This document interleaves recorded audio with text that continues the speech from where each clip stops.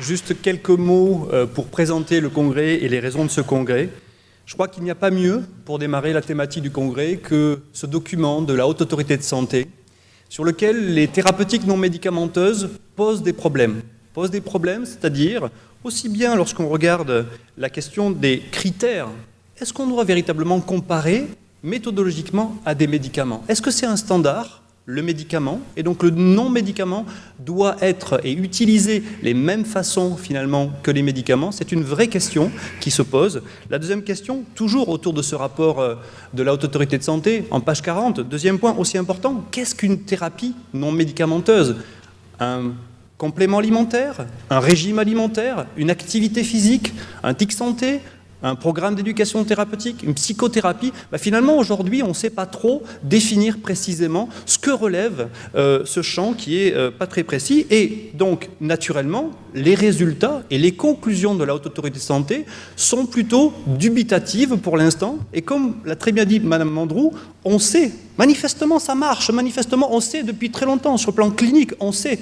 Mais lorsqu'on s'adresse, et Mme Lise Rocher sera là tout à l'heure pour présenter de la Haute Autorité de Santé, manifestement, ce n'est pas aussi clair que ça, et les résultats ici montrent qu'il y a des insuffisances méthodologiques et un manque d'études pour arriver à l'affirmer. Donc, des sociétés savantes, l'Académie de médecine, des expertises diverses sont en train de se poser ce genre de questions pour des activités comme l'acupuncture, l'hypnose, l'ostéopathie, le tai chi, etc., et sur lequel, pour l'instant, les vraies règles de recommandation, en fonction peut-être des spécificités des patients, des spécificités du contexte culturel, aujourd'hui on n'a pas véritablement de règles aussi précises et on n'a pas forcément des guidelines, des fonctionnements extrêmement précis et détaillés. Donc, si on essaye de faire une petite synthèse pour démarrer le congrès, qu'est-ce que serait le champ des interventions non médicamenteuses? Eh bien, le premier point, évidemment, c'est ce qui relève de la kinésiologie, des sciences du sport, de l'activité physique au sens large, avec deux grands champs. La kinésithérapie, des gestes thérapeutiques auprès des patients, au contact des patients, et des programmes d'activité physique que vous voyez tous les jours dans les médias. Il faut bouger. Oui, bouger, mais comment et selon quelle modalité? Donc l'activité physique. Ensuite, sur le plan de la nutrition, beaucoup de questions se posent. Un aliment a l'air bénéfique à la santé. Manger des brocolis serait probablement bénéfique. Oui, mais comment, quand, pourquoi? De la même façon, les industriels ont développé des produits en disant on va leur ajouter santé. Est-ce que véritablement c'est prouvé? De la même façon, des compléments alimentaires, beaucoup de débats se posent aujourd'hui sur des questions de nutrition. Et enfin, dans le domaine de la psychologie, au sens large du terme, des sciences humaines, non seulement les psychothérapies, mais également tout ce qui relève de l'éducation thérapeutique au sens large pose un certain nombre de soucis. On ne connaît pas précisément quelle dose, quelle modalité, quelle durée, et Jacques Mercier l'a bien évoqué sur la question de la durée, puisqu'il faut évidemment que ça dure, oui, mais combien de temps, comment et selon quel fonctionnement. Donc aujourd'hui, le congrès Epsilon, deuxième génération, se pose ces questions-là. Quelle efficacité, quel ratio bénéfice-risque, quel coût-efficacité, quel niveau de service médical rendu, et avec évidemment en perspective, et notamment pour les patients et les professionnels de santé, quelle dose, quel public sont spécifiquement vont bénéficier de ces traitements, quelle complémentarité, souvent on parle de thérapie alternative, il ne s'agit pas de thérapie alternative mais bien de complément, quels effets indésirables et quelles informations on va donner aux utilisateurs. Aujourd'hui, vous avez dans un médicament une notice sur laquelle vous avez les effets indésirables, vous avez par contre un programme d'activité physique, vous avez absolument quasiment aucune information sur ces effets indésirables. Y en a-t-il? Comment? Quand? Pourquoi?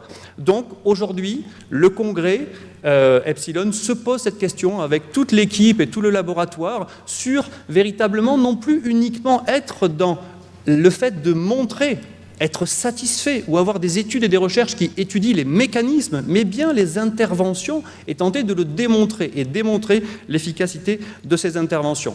J'aimerais, comme nous l'avons fait en 2011, citer des personnes qui, et vraiment je veux dédicacer ce congrès à ces personnes, parce que elles ont œuvré et elles œuvrent de façon extrêmement significative dans à la fois le soutien aux recherches et à la fois la recherche peut-être personnelle sur ces aspects.